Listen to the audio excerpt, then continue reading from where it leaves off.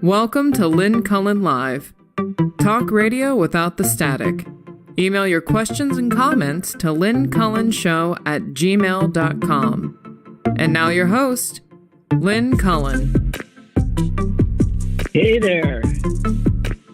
Hailing from Green Bay, Wisconsin. I'm normally nasal sounding, as people from Green Bay do. But man, add in a beautiful spring day like today and the pollen in the air. And man, it's like I am seriously nasal. And I'm sorry. I don't find it a pleasant listen, as they say. As who says? I don't know. Just filling time there. Okay. Oh, dear. Yeah. Where to start? I'll tell you one thing. When I heard, yesterday, and I mentioned it, the Supreme Court was supposedly had till midnight to tell us that, of course, they were throwing out that Texas judge's stoppage of the abortion drug, which has been deemed perfectly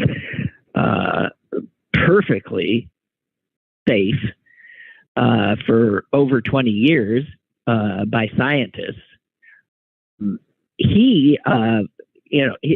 My understanding is the opinion that he wrote read more like a right-wing screed, but that is why the people who brought the case went shopping for him, because they knew he was one of them. And so he was all in before he ever held a hearing. Then that ends up at the Supreme Court, as another case does. And then the Biden administration is asking for this judge's ruling to be lifted. And because the ruling, my understanding is that any legal scholar looking at it would say this one's a no-brainer. What is the Supreme Court did not decide this by its midnight deadline. No, they extended the deadline till this Friday at midnight. Now, I got to tell you, as somebody, here's two things you can just absolutely take away from what we know. Namely, that the Supreme Court wouldn't tell us anything yesterday. It means they're arguing about this case. Well, we know who's on the court. But this, they're arguing. This should have taken 2 seconds to decide. No one with any true judicial temperament and respect for legal precedent would be hemming and hawing over this. It's not a hard case. I mean, just throw it out the window. That's what any reasonable court would have done. The fact that now they've pushed this to Friday at midnight suggests that they might let this thing go. I don't know, because let me tell you, as somebody who's been in the news business, Friday night is where you dump unpleasant news if you don't want a lot of attention paid to it. A lot of people stop ingesting news, Friday morning, give themselves the night off. Saturday newspapers don't sell well. No, so a Friday dump is, they're going to tell us Friday by midnight. Wow. That's amazing. That's amazing. So I don't know what that means. I don't know what that means, but it couldn't mean anything good. This is the first major abortion case since they threw out Roe. Oh dear. Okay, just saying. Just saying. It's pretty amazing. Be ready for anything.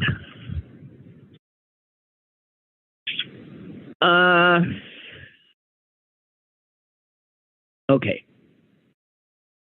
Letters to the editor. I do like letters to the editor, like I like obits. I like obits better, but I like letters to the. Oh, by the way, Elon's rocket blew up. It blew up over the Gulf of Mexico, but apparently they consider this a success because it got off the launching pad. And I don't know. I guess it's sort of like the Wright brothers. If they got up in the air and crash landed maybe about 40 feet away, that was a success. I mean, when you're just starting with something new. So apparently they were excited over at SpaceX. They weren't upset. And they'll keep tinkering and trying, and pretty soon this thing will lift off and actually get into orbit. It's one of those reusable ones, which I think is the most astonishing thing he's done with SpaceX. I don't want to credit him, his money.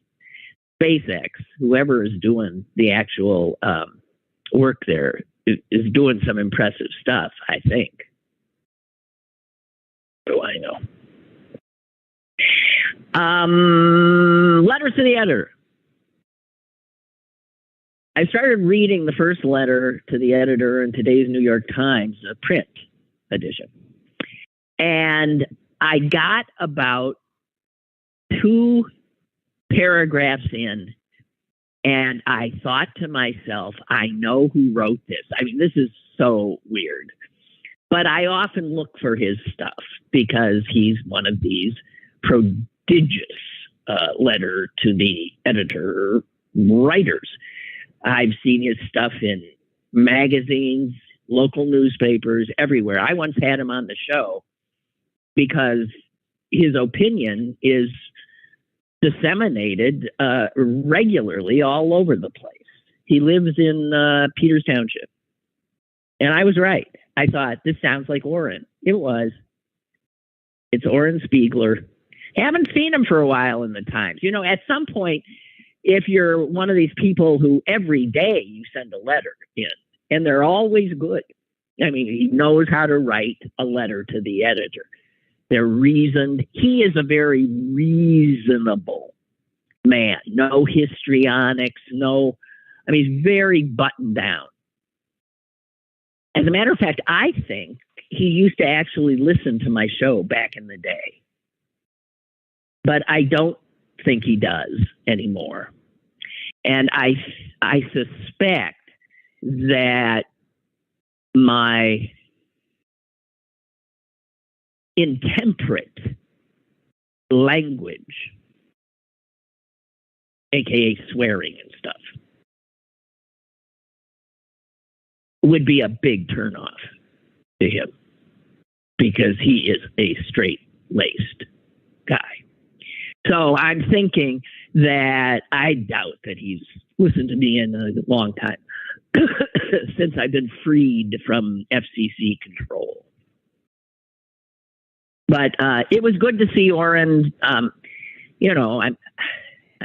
It was good to see his piece. He often is. His stuff is picked because it sounds like an editorial board writing. It's always coherent and adult and sums things up rather well.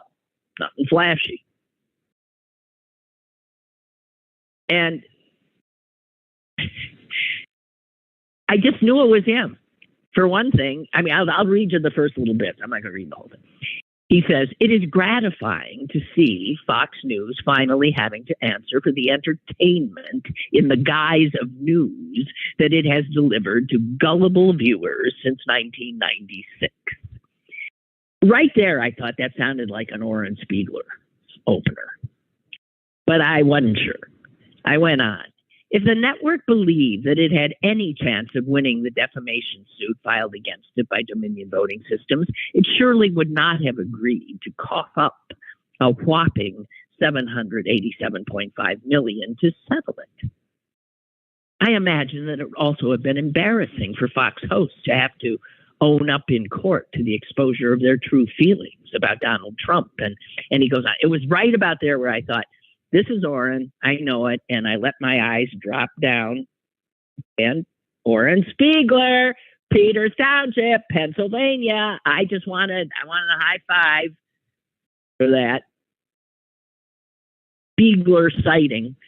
I remember once I think the PG at one point instituted an Orrin Spiegler policy, or otherwise they would have had his letters in every day. They're on any given day they might have been the most cogent letter received. I think, if I remember correctly, my sense of Orrin is that he was like a moderate Republican back in the day. I might be wrong about that, but I do think so. And boy, he would never tolerate Donald Trump, because Orrin is, as I said, an adult, a buttoned-down, proper adult. But my favorite letter is also about the Fox News. It's actually a bit of reporting itself, which I appreciate, and says it all. This is from William Goldman in L.A., and he writes to the editor, it's 9:30 p.m. in Los Angeles on the evening of the Fox Dominion defamation settlement. Here is the lead story on some major media websites. New York Times, Fox will pay $787 million to settle defamation suit. CNN, Fox News agrees to pay $787 million. BBC, Fox settles Dominion defamation case for $787 million. Washington Post, Fox News, Dominion settled defamation lawsuit for $787.5 million. Fox News, Elon Musk reveals to Tucker Carlson whether he's seen evidence of alien life. There it is.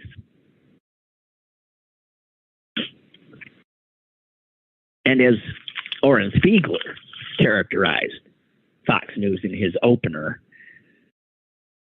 entertainment in the guise of news. There you go. I wrote a letter. My first letter to the editor was to the Green Bay Press Gazette.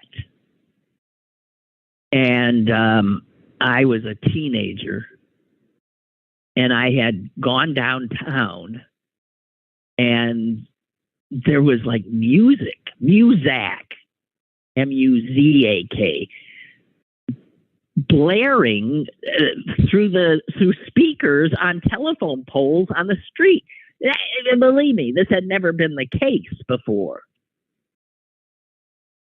And I was appalled. First of all, the music was no good. Second of all, I'm somebody who likes real ambient sound. I just like what is naturally there. And this even like spraying or, burning scented candles, which also mucks up the reality of I don't like covering things up like that. And I got all upset, and I wrote a letter. It did get printed. And I'm sure it's funny because, you would expect some old scold, but I was like 14 or 15. I don't know. There's music in the air. We don't need it.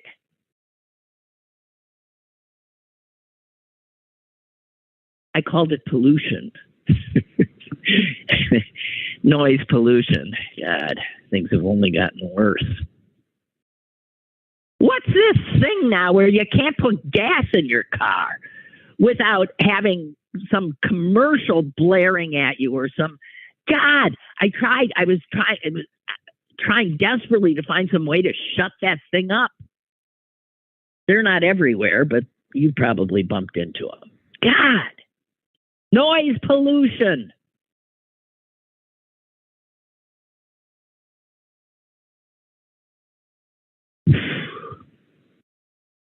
Okay. You know, I had this thought. My dog is has become more and more into what he perceives as his role of guardian of this house and me. And that is troublesome because he has taken to, just enraged barking at God forbid somebody walks past the house. So as I was watching him freaking out about this and that yesterday, it occurred to me, and I asked him, I said, Blue, are you like watching Fox News in your, I don't know, spare time in my absence? What is this? Because you're acting like a Fox News viewer. You're paranoid. You perceive every unknown, every sound, everything as a reason to go for the throat. Get your gun, right? And to me, that's indicative of somebody. This is the behavior and what ends up happening to the gullible souls who have ingested the so-called entertainment over at the so-called Fox News. I mean, clearly, now, and then I said to myself, don't be silly. It's his nature. That's one of the reasons dogs and humans decided to get together. Dogs, we realized, were good security people. Not to mention companions, but good security. So you could sleep better at night. So I thought that's nature. But then I thought, well, it's human nature too to be vigilant and wanting to protect oneself and one's loved ones. So we've got that natural aspect, which is what Fox toys with so well. But obviously, something like Fox and right-wing media take that human nature. It's inbred of needing to protect oneself and one's loved ones, and it ratchets it up, nurtures it in its audience. So it takes our nature and it adds its nurture. And what you get are dead people. Dead young women turning up the wrong driveway. Almost dead young boys knocking on the wrong door. Almost dead cheerleaders getting in the wrong car. This is not the way we used to be. This is something's happening. It's a hair trigger feeling of constantly being at risk. We now got doorbells with cameras on them. Even if you're not home, you can see who's at your door. This is a paranoid society now. And I'm sure autocrats, fascists, really like paranoid people. Because paranoid people can be played.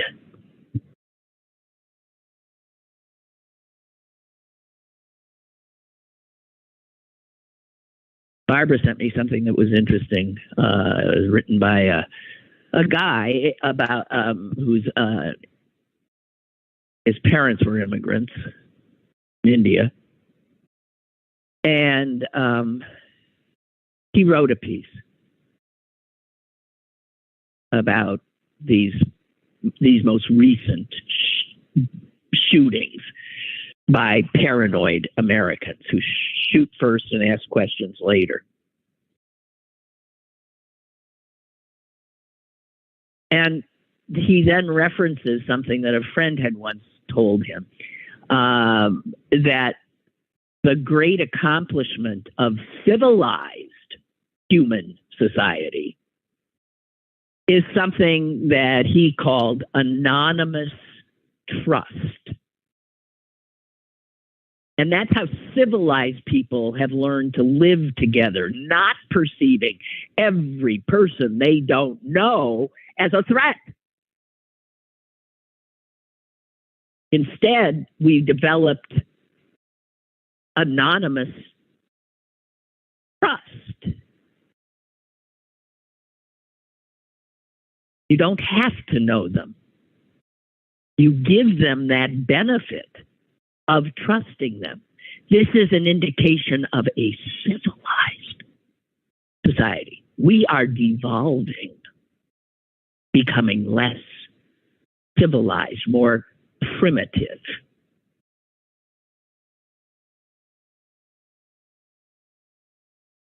And he points out that, I mean, if you're looking for instances, now thinking of these two young people, one dead now, one damaged.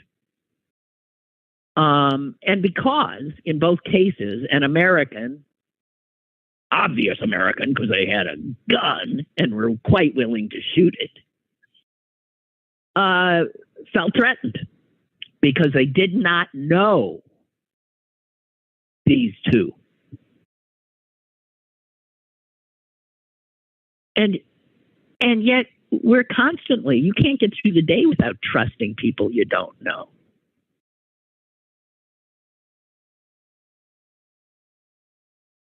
This guy points out, you write checks to people you don't know. You go to AA and you share your most intimate stories with people you don't know. You eat food prepared by people you don't know. You don't think they're going to poison you. You live in houses engineered and built by people you don't. You fly in an airplane, for heaven's sakes. You don't know the guy who's in charge of that. We assume trust, anonymous trust.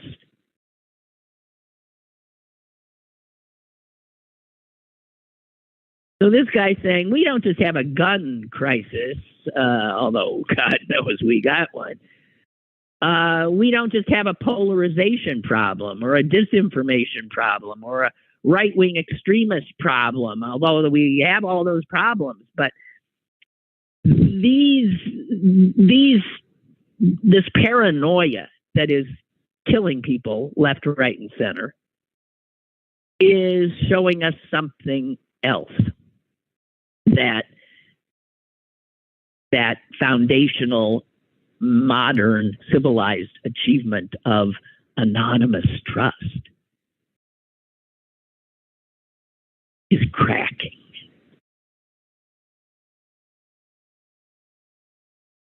Because the two shooters, these two guys, are indicative of what Fox News peddles. They believe nothing and no one can be trusted. You are at risk all the time. You need to be self-deputized. You need guns. Everyone in the world is a potential threat.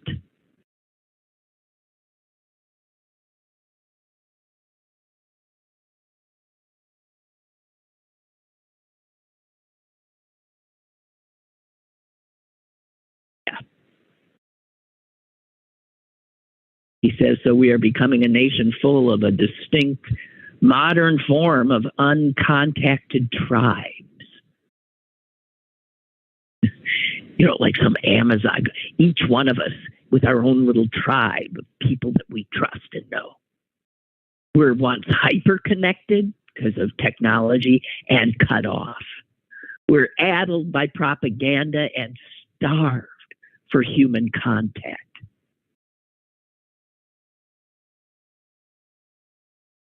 It's a degradation of one of the things America once had going for it.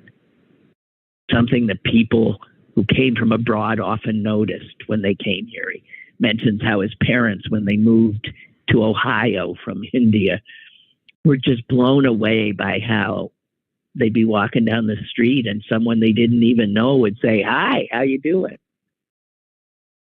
Because that didn't happen in India. And they thought that kind of openness to the unknown, to people that were strangers, even brown people that were strangers, was so amazing. It typified what they thought of as America.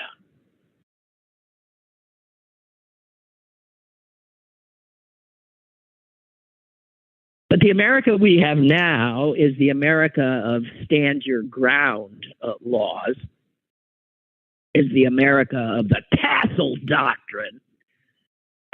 Pennsylvania is one of the states that has the stand your ground, meaning, if you feel threatened, you can kill someone. That's pretty. I remember when they first passed, I think it was in Florida, and it was after, Trayvon. I think Trayvon Martin's been dead for 10 years, that boy. And the guy who killed him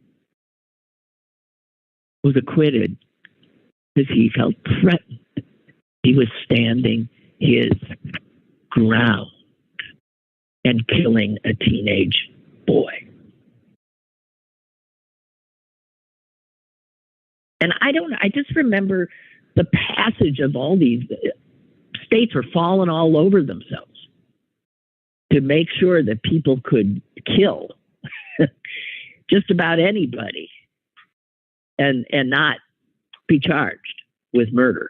And I remember saying, this is, I wouldn't call these stand your ground laws. I would shoot a black person and get out of jail free laws.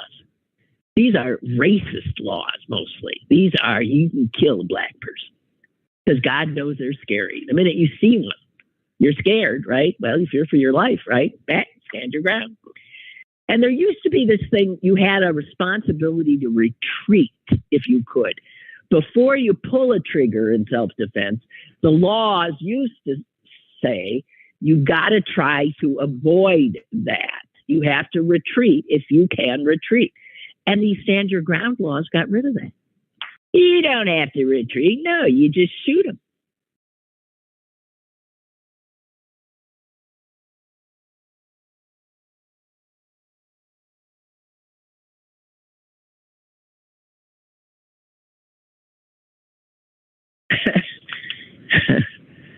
It's all of a piece, all of this.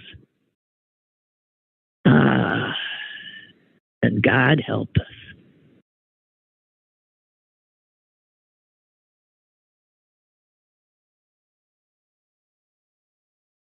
And lest we feel like this is something new. I mean, everything new is something that once was old. What is it? Everything old is new again? Everything, yes, something like that. So as we now realize the biggest threat to our country is not from immigrants, it's not from even the Russians or the Chinese, it's from within. That we've clearly, I think, seen. And anyone who hasn't is, in serious denial. The threat to America are domestic terrorists.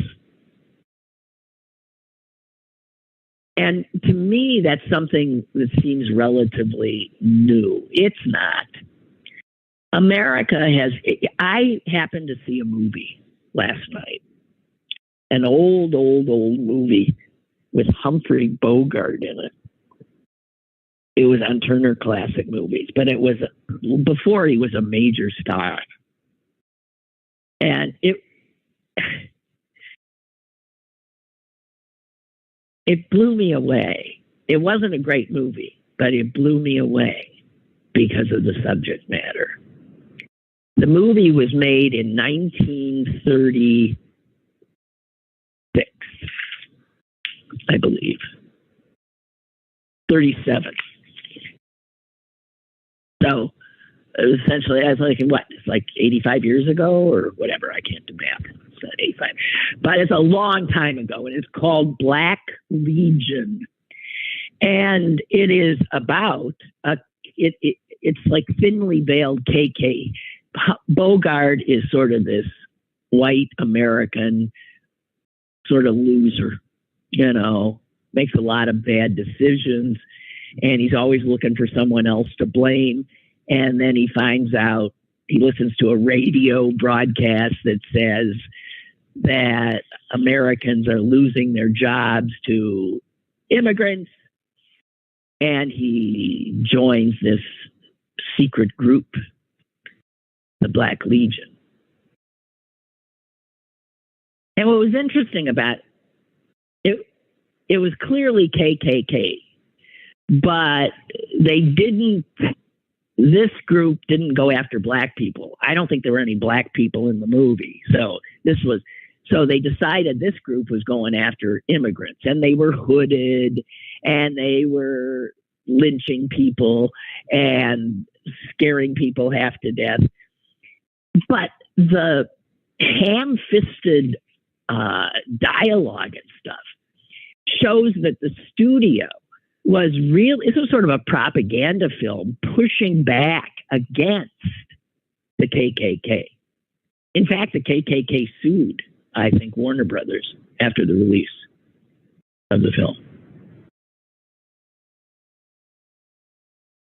And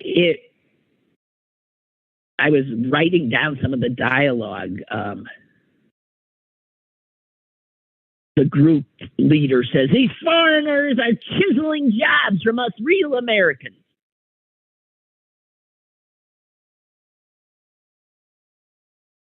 And there was a guy with money over the whole thing who was a patriotic capitalist. And he was picking the pockets of these gullible folk like Bogart. He was getting rich off there. It was so parallel to Donald Trump coming down the escalator and saying, immigrants, murderous immigrants, they're vermin, right? Same thing. And here it was, 1937, Humphrey Bogart starring.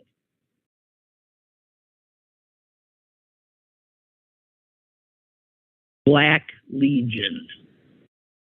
And it ends up with, I think, the judge sentencing Bogart, saying things like, you are repugnant, what you have done in your group, repugnant to the ideals of any good Christian American. So it was fascinating. 1937. A movie warning Americans against being gullible and targeting the wrong people and taking the law into your own hands and deciding that you had to be white, born in America, Christian to be an American. It was a Warner Brothers movie. Could have been made today.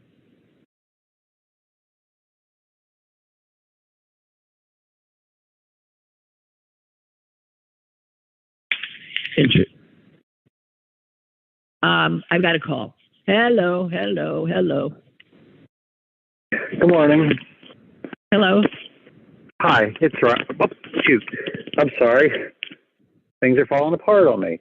Hey, hey, it's interesting about like who has all the guns, and my conclusion is the suburbs and the country and the rural areas must be the most unsafe place in the world. Mm-hmm. My dad, he died when he was 85 years old. Never owned a gun. He was pretty ambivalent, but he could care less. You know, he was just like, it just wasn't a topic for discussion. We didn't, and we lived right outside Washington D.C. when the riots were going on in 1968, and my mom's dad, so it'd be my dad's father-in-law, said, "Here, take this shotgun. You're going to need it." And my dad took it just to be polite, and a week later gave it back to him, hid it somewhere because he was never going to use it. So what's changed? It's like. Well, I think people have been made to feel fear. We've been under a constant onslaught of. I mean, obviously, some of us are immune to it. We don't have guns. But the people who are vulnerable to it, they got guns and they got more guns, and they have been made to feel that that is their protection, even though everything suggests the opposite. The opposite. You just can't get through to them. They've been nurtured. They've been nurtured by the NRA, by Fox News, to be afraid all the time. When I used to work with all these crazy conservatives, and they would get on this rant about being safe, I would say, maybe you need to move to a better neighborhood. And they're the ones who lived in Cranberry and out in all those places. Yeah. And it's just like they looked at me like I had two heads, and I didn't care. They're the ones who are nuts. But what's really changed, and I've become numb to it, unfortunately, is when my wife and I were first dating and we used to drive out to rural Pennsylvania a lot, I used to laugh at the gun store signs. I never saw a gun store. I know. Never. I know. I mean, sports stores where I got my cleats and my tennis rackets and my baseball bats and my footballs and my mouthpiece and this and stuff. But sports stores mean something completely different out here. And now I drive to Erie for job sites, and I drive to central Pennsylvania or Ohio, and it's like, that is the norm. And it's like, skull and crossbones, get your guns here. And now it's become the norm, I guess. Or has it always been that way in this part of Pennsylvania? I didn't grow up here. So was it like this 40 years ago? Well, I didn't grow up here either, but I mean, I think rural people grew up hunting and stuff. Yeah, the hunting culture is one thing, but this idea that you needed a ton of guns to kill like whoever, I guess, marauders come, or to carry guns if you go into the city, because you never know what's going to happen to you there. I mean, it is true. They have this sense that the city is a dangerous place, when in fact, if you look at, the crime stats, many cities like New York are a hell of a lot safer than small town America, where the murder rates per, 10,000 or 100,000 people are much higher. I don't know what to say, but this has been a long effort that has borne fruit by the gun manufacturers. They've done it. They've made Americans feel, again, like, I guess a proper housewarming gift in a lot of the country would be to give a young couple moving into their first home a howitzer. I don't know. I mean, really. And how do you undo it? Because it's now become industry of itself. Because all of a sudden, if we get our act together and we start using common sense, I mean, the gun manufacturers are going to have to go out of business, and they're not going to do that without a huge fight. I mean, it was amazing that the NFL was shamed with all this concussion protocol. You know, it's things have gotten so big, you can't go back now. You know what I mean? Yeah. I don't, look, I see the problem. I see the problems. And anytime you say, what are we going to do about it? I don't know. But this sense that it's so out of control that we can't do anything, that gets us nowhere. So, yeah, we just got to start chiseling away. Just start chiseling away. Got to get these stand your ground laws off the books. We got to take over state legislatures. It all comes down to getting control of state legislatures. Let me ask you a question. Have you ever personally felt like, oh boy, I wish I had a gun right now? Ever? No, ever, never. No, never have I. And it's like, okay. Never. And I'm an old lady. I've lived in cities. I've lived alone most of my life. I've walked through bad neighborhoods. I've lived in bad neighborhoods. I have never felt a need to have a gun. Ever. So are you stupid or are they chicken shits then? That's the question then. Well, I'm not stupid. I know you're not. I was just saying, like, I like to look at them and you have to attack their masculinity. I enjoy attacking masculinity. Just, man, what kind of babies did your parents raise? They're chicken shits. That's all. Mm-hmm. Mm-hmm. So anyway, I'm just being nasty now. Right. I'm just being nasty now, but okay. All right. Hey, have a nice week and enjoy the weather. You too. Thank you. I will. Okay. Bye-bye. Bye-bye. Bye. I'm going to the doctor this afternoon in hopes of getting the nod to get myself out of this damn boot and start rehab. My withered leg. So I'm very excited today, and I'm scared. I'm nervous because I'm so afraid that somehow they'll look. They'll obviously take new X-rays and they'll look at it and I'll hear, oh, no, that didn't really heal quite right. I've had a bad health luck, so I'm so think good thoughts.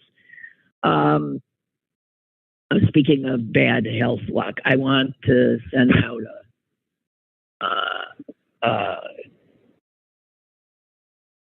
an absolutely, I'm looking for the right word, damn it, a loving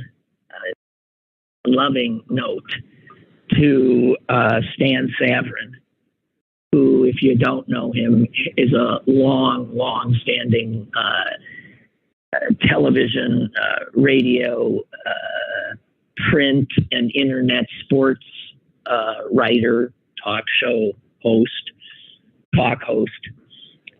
play-by-play guy. I mean, he's done it all, Stan. He came to Pittsburgh from Ohio a few years before I got here, and we both worked together at WTAE, and he's had some incredible health problems. Never let it get in his way. And I just learned this morning that he had his right foot amputated. And that won't, believe me, I mean, he'll be up and around and back on the air as soon as humanly possible. He's also fighting lung cancer. He's had surgery on his brain. He has had more troubles. And I've never heard a complaint. He's just one of the nicest humans you'd ever want to know. An honorable, smart sports nut. He loves it, and he's bright about it. And he's, as I said, a truly good soul.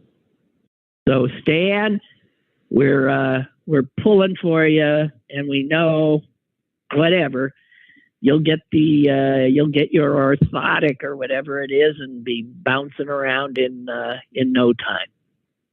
No time, because you're amazing. You really are amazing. Remember the other day I was warning you about this third-party spoiler campaign where they're trying to get on the bet called no labels. Yeah, we're not liberals and we're not conservatives. Bullshit is what I was telling you. They're calling themselves moderates, and what they're gearing up to do is hand Trump a victory by peeling away enough third-party votes in close states like Pennsylvania to throw the Electoral College to Trump. It's a legitimate threat. Legitimate threat. And the more I read about them, the more freaked out I get. Guess who I learned today? Guess who funds them? I mean, he and a lot of other people. But this ought to just finish it all up for you. The guy who funds them, reported in the New Republic,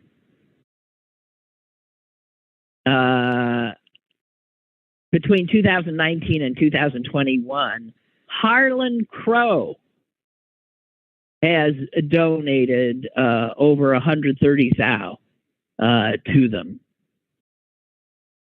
and had steered nearly 24 other donors to them. Harlan Crow, that's, lest you can't place the name, that's Clarence Thomas's sugar daddy.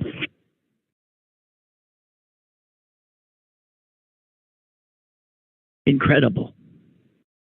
These guys and their money and the obfuscation, the dishonesty with which they ply their trade, their attempt. They're always hoodwinking people, or trying to, putting themselves forward as something that they are not. They manufacture Trojan horses. I don't know. My God. Ruth writes, speaking of noise pollution, how about TVs in doctors' waiting rooms? Oh, God. I so agree. TVs anywhere. Why are they on? Why do I have to? Yes. Why? Why do we have to be subjected to that noise? And almost always, I mean, often on Fox News, right? Or on just some boring game show. And I'm thinking, I would just like to sit here with my thoughts. Thank you very much. Did anyone ever ask us?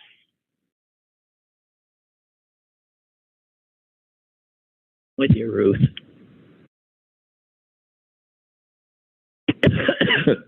Oh, this is rich. Per, I believe, the New York Times, Trump goes on trial next week. I know you have trouble keeping all these things straight, but this is in the rape case.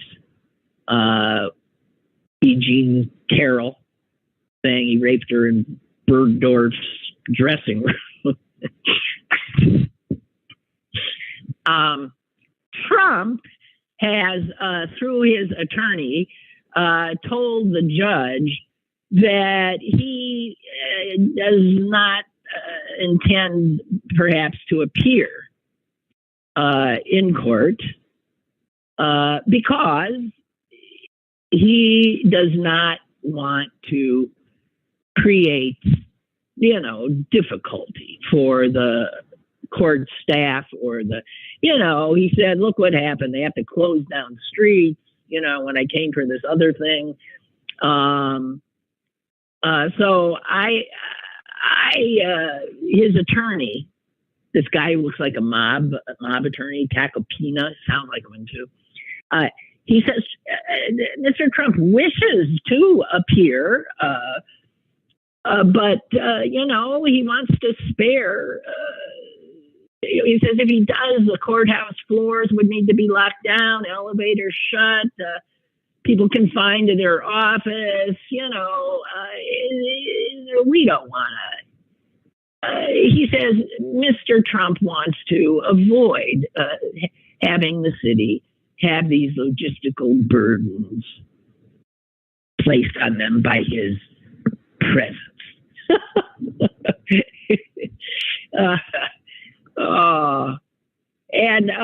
So this is in a letter to the judge, and it asks that Trump be excused unless and until he is actually asked to take the stand or to testify.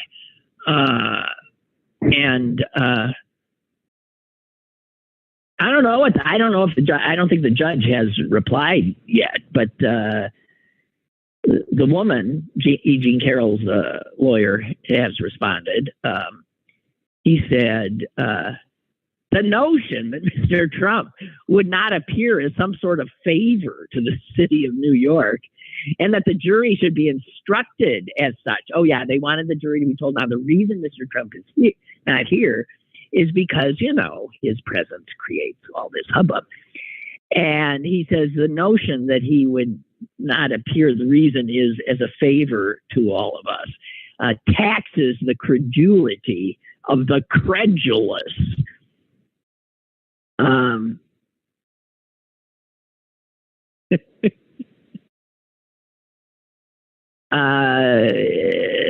So anyway, and the lawyer, the woman, Kaplan is her name. So is the judge's name. They're not related. She said Trump's position is especially difficult to credit in light of his own recent activity when he shows up all over the place and doesn't worry about the hubbub being created for whatever venue.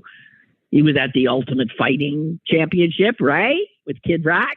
He spoke at the NRA's meeting.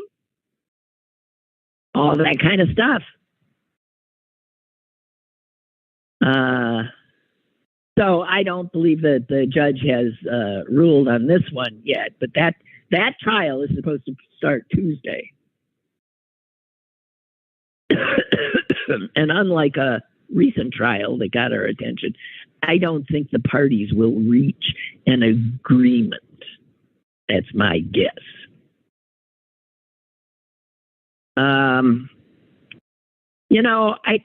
I don't know what's wrong.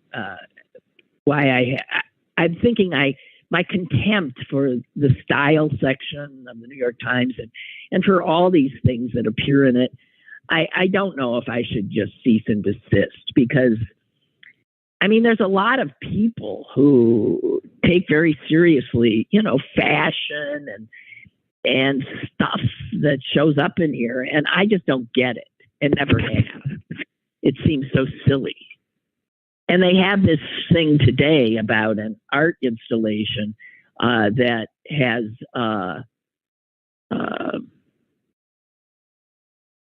performed. I'm actually confused about this. There is something. Yes, an artist is teaming up with a woman who is a perfumey. What do you call someone who makes perfumes? I don't know how it's pronounced. Is it a perfumier? A perfumer? Anyway, so in the course of telling this story about the perfumer and the artist, there are so many things in here that I'm reading and I'm thinking, what? First of all, it starts with, I'll just read you the first sentence, okay? I'll read you the first sentence. No, I'll read you the first two. You tell me if I'm just being, I don't know, ignorant, actually, refusing to acknowledge that this is an area that very creative people inhabit, and that it shouldn't be derided as I so often do. Here's the first two sentences. A whiff of strawberry sweetness hits you as soon as you walk into the exhibit titled The Pink Bedroom, at the Museum of Sex in New York. There's a Museum of Sex in New York? I knew there was the Metropolitan. I knew the Guggenheim. I knew the Frick. I knew a bunch of others. I did not know there was a Museum of Sex. Just saying, right there, hit you first thing. Okay, so this is an exhibition at the Museum of Sex in New York. The installation is a jumble of shocking pink objects, stuffed animals, makeup compacts, music boxes, shoes, and sex toys, arranged around a bed made with pink sheets and pillows. But it also features a mishmash of smells, rose, baby powder, and is that cat pee? Is that cat pee? Those are the first two sentences of major. What?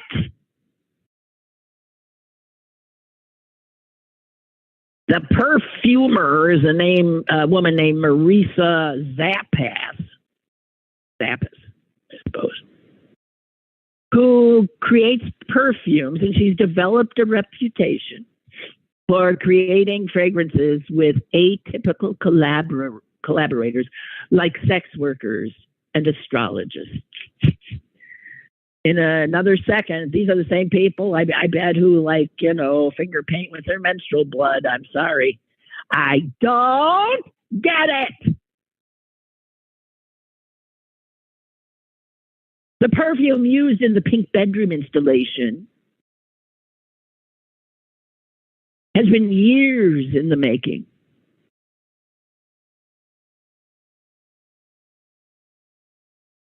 Oh my God. Okay, so I just it goes on, and another one of her perfumes is called Whore.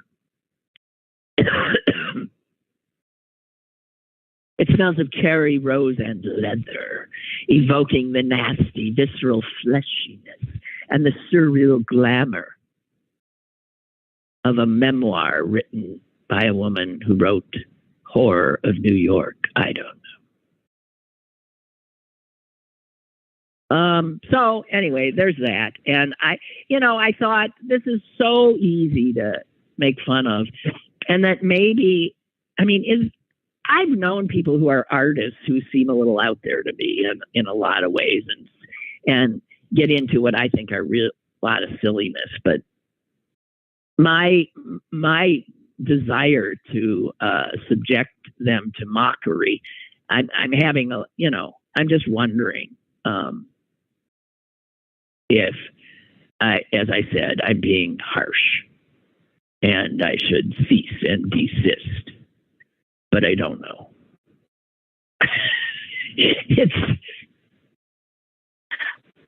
I could just avoid the style section, but every once in a while there's something in it that I do find interesting. So I'm just stuck.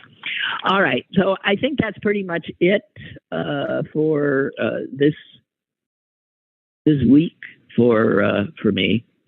And God, I hope next time I'm talking to you, I'm wearing two shoes. Wearing two shoes. I hope.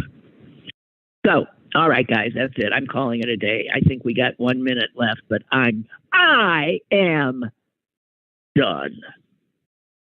So, have a good one. Enjoy your lives. And I mean, really do. Because all this crap happening around us does not mean that we're not living our lives. Find joy where you can. Please. Gotta stay sane. Talk at you Monday.